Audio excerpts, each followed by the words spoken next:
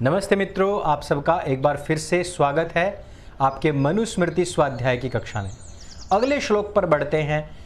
जो दूत संप्रेषण और गुप्तचरों के आचरण है उस पर दृष्टि किस प्रकार से रखें, यह मनु महाराज बताते हैं।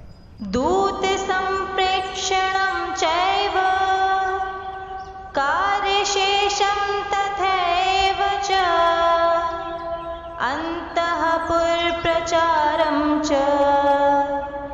प्रणिधीनां च चेष्टितम्।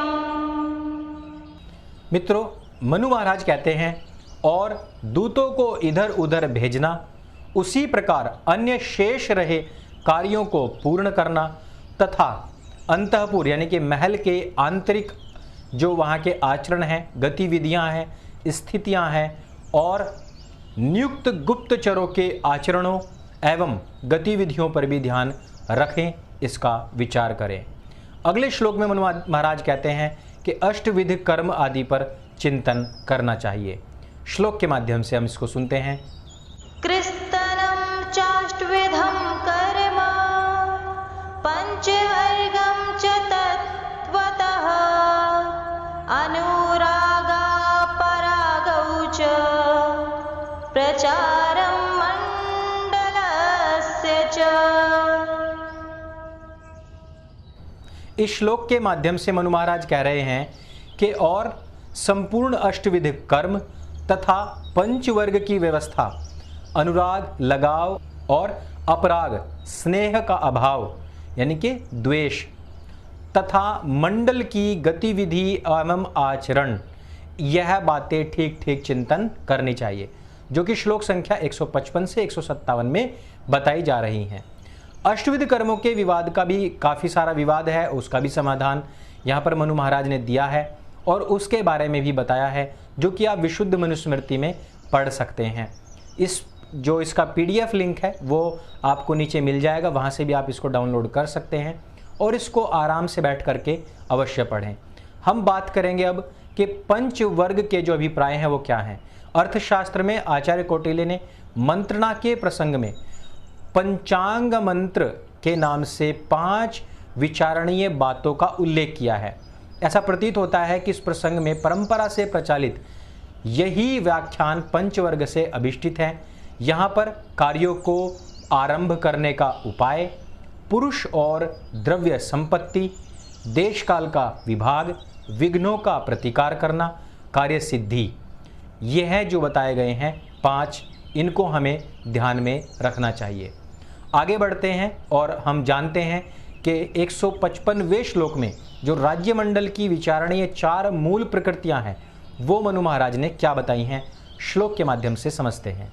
मध्यमस्य प्रचारं च विजिगीषोश्च चेष्टितम् उदासीन प्रचारं च शत्रोश्चैव प्रयत्नतः। श्लोक के माध्यम से मनु महाराज कहना चाह रहे हैं कि और मध्यम राजा के आचरण और गतिविधि तथा विजिगीषु राजा के प्रयत्नों का तथा उदासीन राजा की स्थिति गतिविधि, राजा के आचरण एवं स्थिति गतिविधि आदि का प्रयत्न पूर्वक विचार करे, अर्थात विचार करके तदनुसार प्रयत्न भी करे और उसको आचरण में भी लाए। आचार्य कौटिल्य ने मंडल की प्रकृतियों की व्याख्या अपने अर्थशास्त्र में भी की है और यहाँ पर बताया है कि अरि और विजिगीषु राजाओं से भिन्न वह राजा जो उनकी संधि में संधि का समर्थक रहे और उनके विग्रह में विग्रह का भी समर्थक रहे, वह मध्यम कहलाता है। विजिगीषु अर्थात जो राजा आत्म संपन्न हो, अमात्य आदि द्रव्य प्रकृतियों से भी वो संपन्न हो, नीति का आश्रय लेने वाला हो, ऐसे विजय प्राप्त करने की इच्छा रखने वाला जो राजा होता है वो ही विजिगीषु राजा कहलाता है।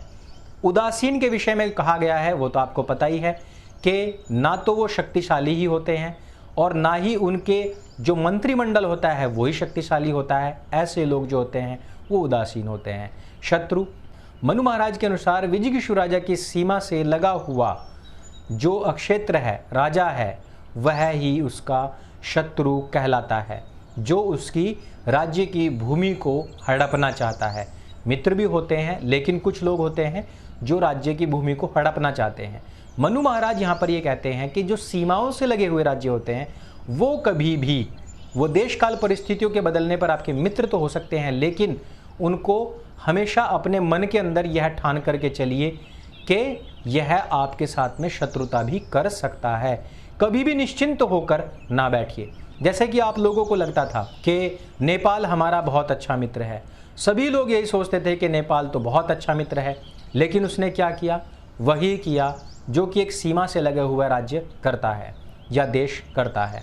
इस प्रकार से मनु महाराज आप सभी को भी आगे से आगे तक सचेत रहने के लिए बोलते हैं कि आपके क्षेत्र से लगे हुए कोई भी व्यक्ति आपके मित्र पक्का हो सकते हैं, लेकिन एक संभावना बिल्कुल न त्यागे कि वो आने वाले भविष्य में आपके शत्रु भी हो सकते हैं।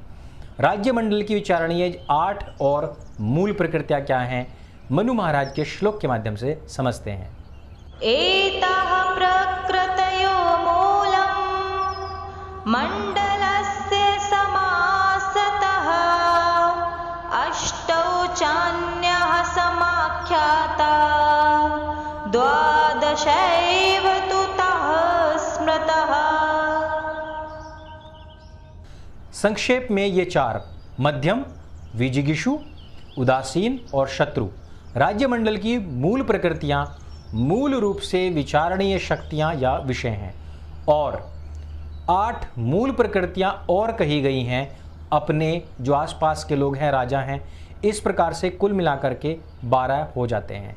शेष 8 जो मूल प्रकृतियां राजाओं के लक्षण हैं, वो मंडल में मूल प्रकृतियां 12 हैं। इसमें से 4 मध्यम, विजिगीषु, उदासीन और शत्रु नामक प्रकृतियों का वर्णन हम 155वें श्लोक में पहले ही कर चुके हैं।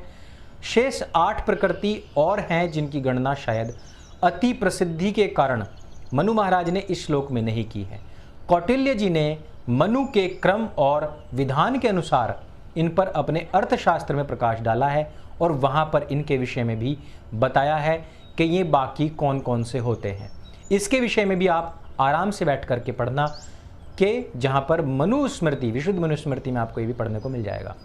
इस प्रकार जो अन्य गणनाएं हैं वो कौटिल्य जी ने की हैं। तस्मात् मित्रम, अरिमित्रम, मित्रमित्रम, अरिमित्रमित्रम आदि से, इसको भी आप वहाँ पर पढ़ सकते हैं।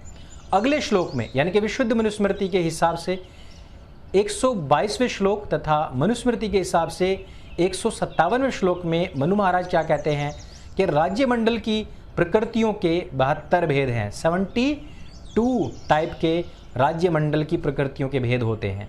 श्लोक के माध्यम से हम इसको समझते हैं।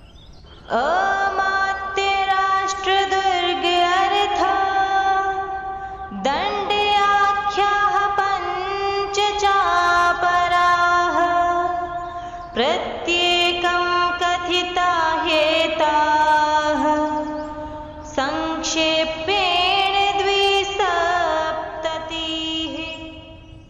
मित्रों, यहाँ पर श्लोक के माध्यम से मनु महाराज कहते हैं कि मंत्री, राष्ट्र, किला, कोश, दंड नामक और 5 प्रकृतियाँ 12 प्रकृतियों के साथ ये मिल करके पूर्वोक्त प्रत्येक 12 प्रकृतियों के 5-5 भेद हो जाते हैं। इस प्रकार से संक्षेप तक कहें तो ये हुई कितनी?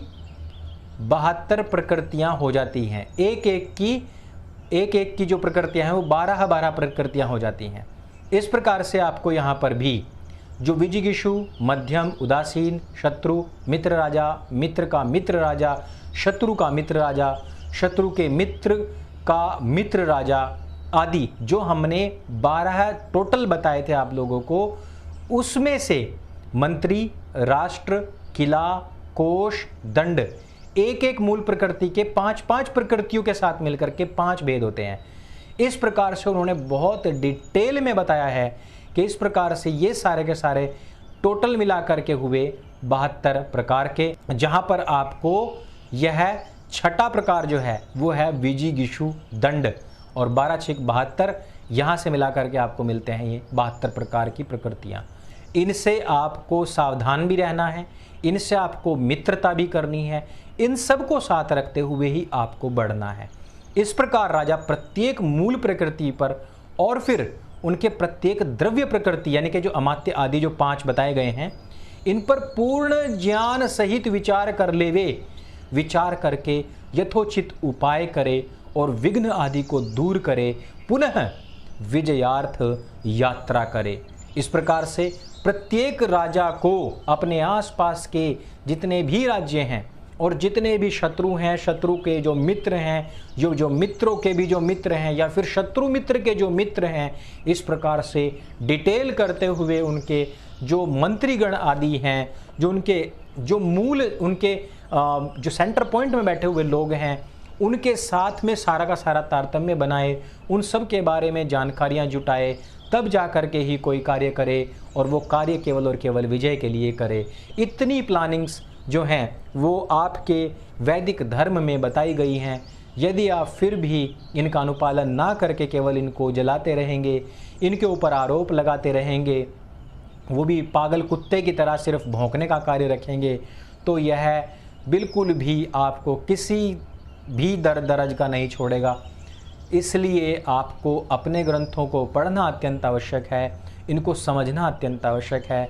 ये सब चीज़ें उन लोगों को बहुत भारी लगेंगी जिन्होंने कभी चेस यानी कि शतरंज नहीं खेला है, जिन लोगों ने कभी भी लोक कल्याण के लिए सामाजिक कार्य नहीं किए हैं, जिन लोगों ने कभी भी हर्डल्स का समस्याओं का सामना नहीं किया है, जो लोग हमेशा सेफ जोन में रहना चाहते हैं, उन लोगों को ये सब बातें बहुत गलत लगेंगी, बहुत भारी भरकम लगेंगी। लेकिन जो लोग इन्हीं चीज़ों में रहते हैं उन लोगों के लिए ही यह चीज़ है। और मैं आपको एक बार फिर से बता दूं कि प्रजा बहुत ज़्यादा होती है और उस पर शासन करने वाले बहुत कम लोग होते हैं। इसीलिए जो शासन की जो बातें होती हैं, जो नेतृत्व की बातें होती हैं, वो बहुत ही कम लोगों को समझ में आती हैं। इस वजह से भी मनुस्मृति का कई बार बायकॉट किया जाता है, क्योंकि यह आम लोगों की समझ से बाहर की चीज़ है। इस पूरी कक्षा में सिर्फ इतना ही। यदि ये कक्षाएँ आपको अच्छी लग रही हों तो आप कमेंट करके बताइएगा। आप सब्सक्राइब कीजिए, अपने मित्रों से कराइए, बेल आइकन का सबसे ऊपर का जो आइकन है उसको प्रेस कीजिएगा। आपको ये सारे नोटिफिकेशन समय समय पर मिलते रहेंगे। हम आपसे इसी प्रकार से यह जो कक्षाओं का माध्यम है मनुस्मृति के बाद अन्य पुस्तकों पर भी लेकर के आएंगे। आप हमारे साथ बने रहिए, मेरे संग बोलिए। सत्य सनातन वैदिक धर्म की जय। कृण्वन्तो विश्वमार्यम।